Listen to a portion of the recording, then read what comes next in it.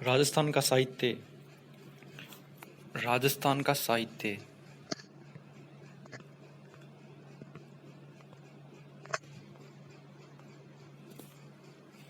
रासो। रासो किसे कहते हैं? राजाओं की प्रशंसा में लिखित ऐतिहासिक ग्रंथ रासो कहलाता है। राजाओं की प्रशंसा में लिखित ऐतिहासिक ग्रंथ रासो कहता है। रासो किसे कहते हैं? राजाओं की प्रशंसा में लिखित ऐतिहासिक ग्रंथ। राजाओं की प्रशंसा में लिखित ऐतिहासिक ग्रंथ है। ख्यात। यह प्रशंसनीय रचना होती है जिसमें विस्तृत इतिहास का वर्णन है। ख्यात। यह प्रशंसनीय रचना होती है जिसमें विस्तृत इतिहास का वर्णन है। यह प्रशंसनीय रचना होती है जिसमें विस्तृत इतिहास का वर्णन है। वात। संक्षिप्त इतिहास का वर्णन वात का होता है। वात क्या होता है? संक्षिप्त इतिहास का वर्णन। वात क्या होता है? संक्षिप्त इतिहास का वर्णन। प्रकाश। किसी विशेष अथवा राजवंश विशेष पर लिखित रचना। प्रकाश क्या होता है? किसी विशेष अथवा राजवंश विशेष पर लिखित रचना। किसी विशेष अथवा राजवंश विशेष पर लिखित रचना। द्वावेत। अरबी व फारसी शब्दों के संग्रहण से लिखित रचना द्वावेत कहलाती है। द्वावेत क्या होती है? अरबी व फारसी शब्दों के संग्रहण से लिखित रचना। अरबी व फारसी शब्दों के संग्रहण से लिखित रचना द्वावेत होती है। मरस्या। मृत्यु मृत्यु की जानकारी से संबंधित रचना मरस्या होती है। मृत्यु की जानकारी से संबंधित रचना मरस्या होती है। मृत्यु की जानकारी से संबंधित रचना क्या होती है? मरस्या होती है। वचनिका। वचनिका क्या होती है? वचनिका किसी शासक के युद्ध उपलब्धियों का वर्णन वचनिका होती है। किसी शासक के युद्ध उपलब्धियों का वर्णन क्या होती है? वचनिका होती है। किसी शासक के युद्ध उपलब्धियों का वर्णन वचनिका होती है। राजस्थान का साहित्य।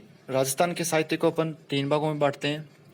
राजस्थान का साहित्य तीन भागों में बांटते हैं: प्राचीन साहित्य, मध्यकालीन साहित्य, आधुनिक साहित्य। राजस्थान के साहित्य को अपन तीन भागों में बांटते हैं: प्राचीन साहित्य, मध्यकालीन साहित्य, आधुनिक साहित्य।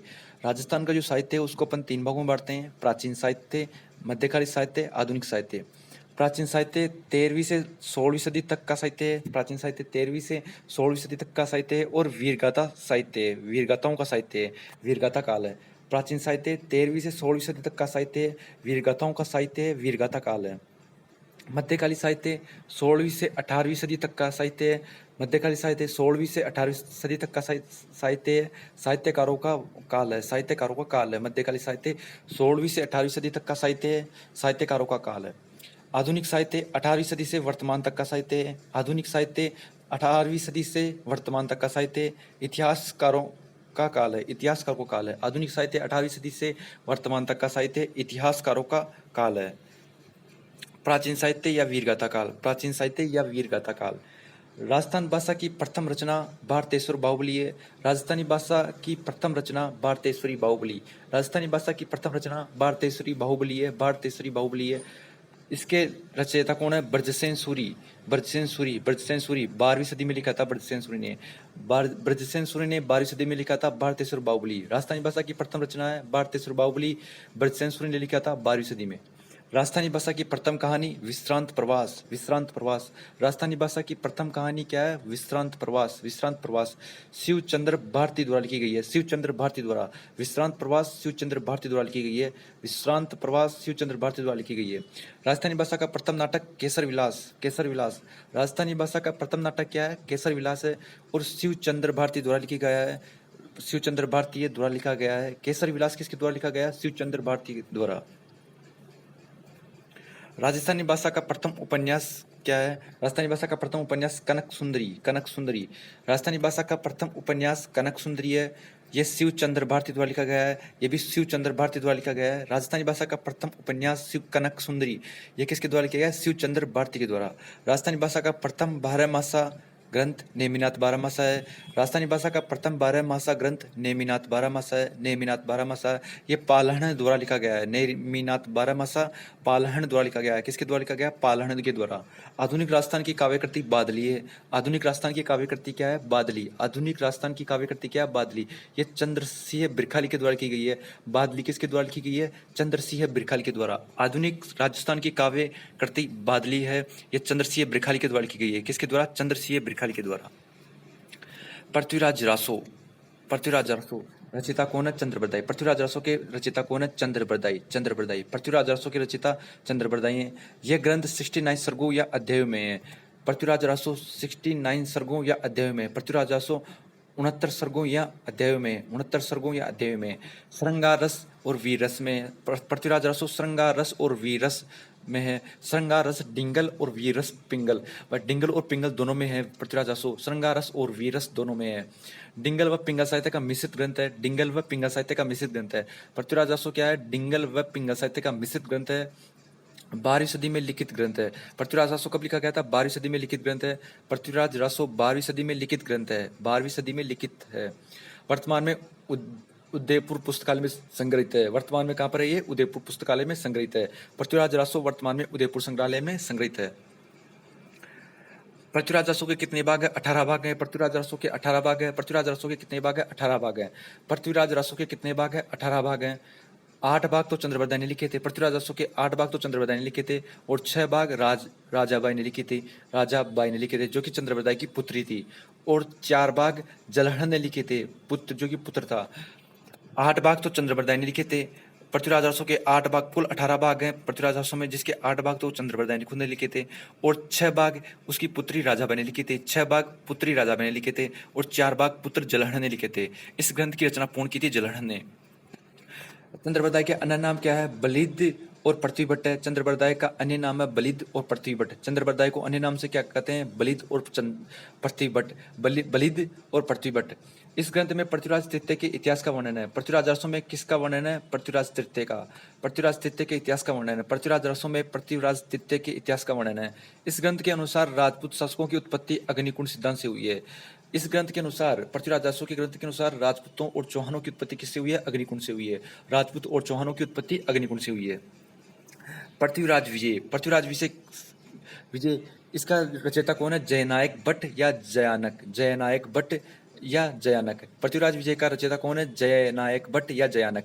संस्कृत में लिखित है। पृथ्वीराज विजय किसके द्वारा लिखी गई है? मतलब जयनायक भट्ट या जयानक के द्वारा लिखी गई है तथा ये संस्कृत में लिखित है। संस्कृत में लिखित है। पृथ्वीराज विजय किसके द्वारा लिखी गई है? जयनायक भट्ट या जयानक द्वारा तथा ये संस्कृत में लिखित है। पृथ्वीराज तृतीय के युद्धों एवं विजयों का वर्णन है। पृथ्वीराज विजय में क्या है? पृथ्वीराज तृतीय के युद्धों एवं विजयों का वर्णन है। पृथ्वीराज विजय में पृथ्वीराज तृतीय के युद्धों एवं विजयों का वर्णन है। बिसलदेव रासो नरपति नालय द्वारा लिखी गई है। बिसलदेव रासो नरपति नालय, बिसलदेव रासो नरपति नालय के द्वारा लिखी गई है। इस ग्रंथ में बिसलदेव रासो व राजमती के प्रेम प्रसंगों का वर्णन है। बिसलदेव रासो में क्या है? बिसलदेव व राजमती के प्रेम प्रसंगों का वर्णन है। बिसलदेव व राजमती के प्रेम प्रसंग का वर्णन है। ललित विग्रह राज। ललित विग्रह राज किसके द्वारा लिखी गई है? सोमदेव के द्वारा। ललित विग्रह राज सोमदेव के द्वारा लिखी गई है। ललित विग्रह राज के रचयिता कौन है? सोमदेव। सोमदेव। ललित विग्रह राज सोमदेव। इंदुमती व विग्रहराज चतुर्थ बिसलदेव रासो के प्रेम प्रसंग का वर्णन है। इंदुमती व विग्रहराज चतुर्थ या बिसलदेव के प्रेम प्रसंग का वर्णन है ललित विग्रह राज में। ललित विग्रह राज में इंदुमती व विग्रहराज चतुर्थ बिसलदेव रासो के प्रेम प्रसंग का वर्णन है। मानचित्र रासो कवि नरोत्तम द्वारा लिखी गई है। मानचित्र रासो कवि नरोत्तम। मानचित्र रासो की रचयिता कौन है? कवि नरोत्तम है। इस ग्रंथ के अनुसार हल्दी घाटी के युद्ध का प्रमुख कारण क्या था? प्रताप द्वारा जालौर पर आक्रमण करना था। मानचित्र रासो के अनुसार हल्दीघाटी युद्ध का प्रमुख कारण प्रताप द्वारा जालौर पर आक्रमण करना था। प्रताप द्वारा जालौर पर आक्रमण करना था। सुजान सिंह रासो। सुजान सिंह रासो रचयिता है जोगीदास। जोगीदास। सुजान सिंह रासो किसके द्वारा लिखा गया है? जोगीदास के द्वारा। सुजान सिंह रासो जोगीदास। जोगीदास। बीकानेर शासक सुजान सिंह का इतिहास का उल्लेख है। बीकानेर शासक सुजान सिंह के इतिहास का उल्लेख है। सुजान सिंह रासो में बीकानेर राजा सुजान सिंह के इतिहास का उल्लेख है। छत्रपति रासो काशी छंगाणी के द्वारा लिखी गई है। छत्रपति रासो किसके द्वारा लिखी गई है? काशी छंगाणी के द्वारा। छत्रपति रासो काशी छंगाणी के द्वारा लिखी गई है। इस ग्रंथ में नागौर शासक अमर सिंह राठौड़ व बीकानेर शासक कर्ण सिंह के मध्य 1664 में हुई मतीरे की राड़ का वर्णन है। छत्रपति रासो में किसका वर्णन है? इस ग्रंथ में नागौर शासक तो अमर सिंह राठौड़ था और बीकानेर का शासक कर्ण सिंह था। इनके दोनों के मध्य में 1644 में मतीरे की राड़ का वर्णन है। छत्रपति रासो के अंदर नागौर शासक अमर सिंह राठौड़ और बीकानेर शासक कर्ण सिंह के मध्य 1644 ईस्वी में मतीरे की राड़ का वर्णन है। क्याम रासो। क्याम रासो किसने लिखा था? क्याम का नियमत का कवि जान का ने लिखा था। क्याम का नियमत का या कवि जान ने लिखा था। क्याम रासो किसने लिखा था? क्याम का नियमत का कवि जान ने लिखा था। क्याम का कवि जान का या कवि जान ने लिखा था। क्याम का नियमत का कवि जान ने लिखा था। क्याम रासो किसने लिखा था? क्याम का नियमत का कवि जान ने लिखा था। फतेहपुर सीकरी का था। कहाँ का था ये? फतेहपुर सीकरी का था। क्याम का फतेहपुर सीकरी का था। इस ग्रंथ में चौहानों को वत्स गोत्रीय ब्राह्मण बताया है। क्याम रासो में चौहानों को वत्स गोत्रीय ब्राह्मण बताया है। इस ग्रंथ में क्या बताया है? चौहानों को वत्स गोत्रीय ब्राह्मण बताया है। बिजोलिया शिलालेख में चौहानों को वत्स गोत्रीय ब्राह्मण बताया है और बिजोलिया शिलालेख में भी चौहानों को वत्स गोत्रीय ब्राह्मण बताया गया है। बिजोलिया शिलालेख में भी चौहानों को वत्स गोत्रीय ब्राह्मण बताया है। इस ग्रंथ में गोगाजी के वंशज क्रमसिंह के फिरोज शाह तुगलक के काल में धर्म परिवर्तन का उल्लेख है। क्याम रासों में है ना, गोगाजी के वंशज क्रमसिंह के फिरोज शाह तुगलक के काल में धर्म परिवर्तन का उल्लेख है।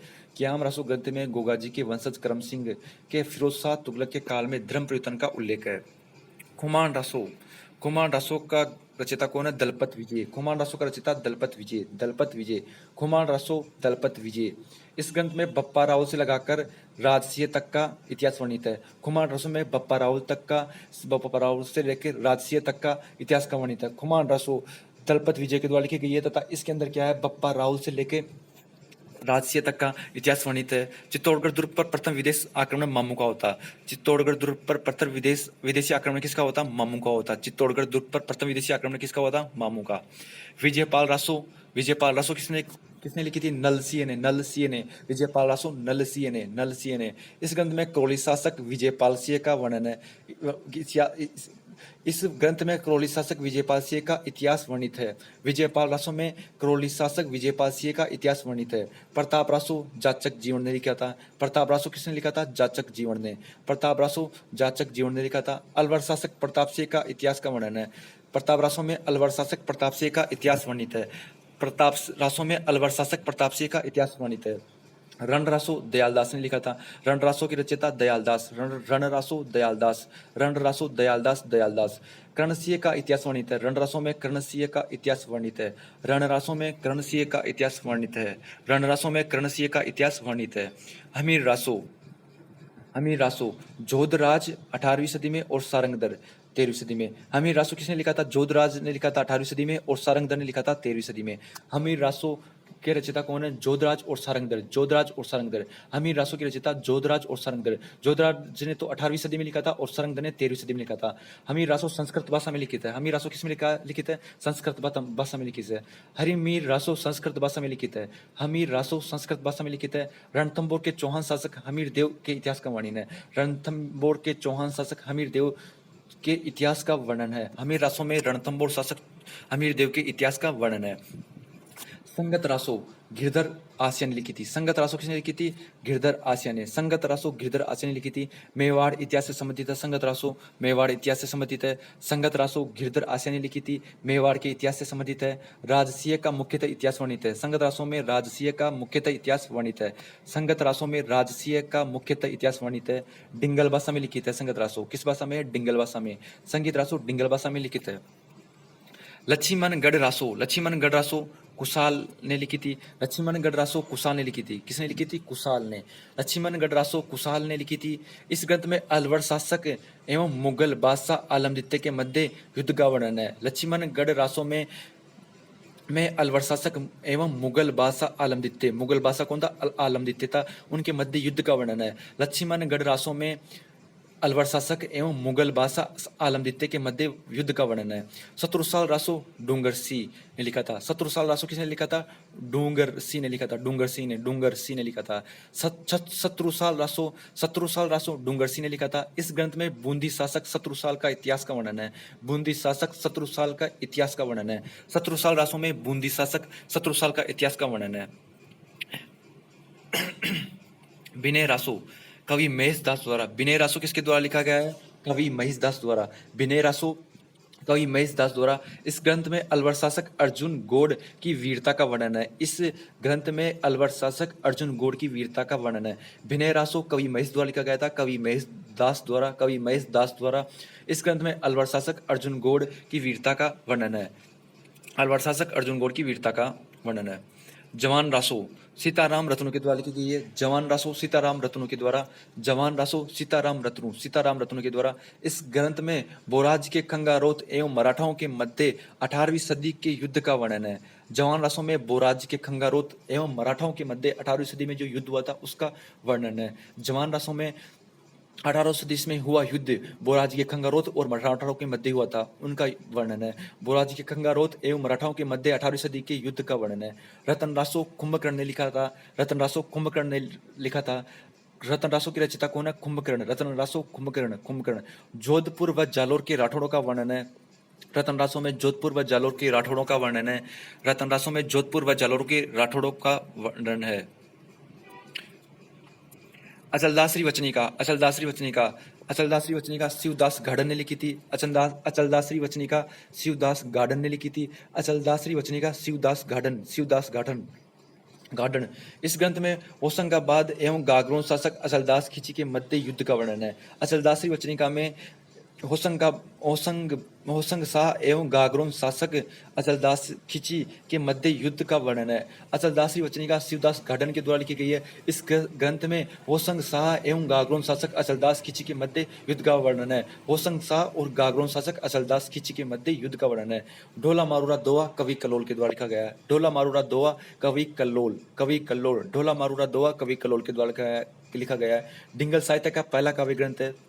ढोला मारूरा दोहा डिंगल साहित्य का पहला काव्य ग्रंथ है। डिंगल साहित्य का पहला काव्य ग्रंथ है। डिंगल साहित्य का पहला काव्य ग्रंथ है। इस ग्रंथ में भविष्य की गाथाओं का वर्णन है। भविष्य की गाथाओं का वर्णन है। ढोला मारूरा दोहा में भविष्य की गाथाओं का वर्णन है। भविष्य की गाथाओं का वर्णन है।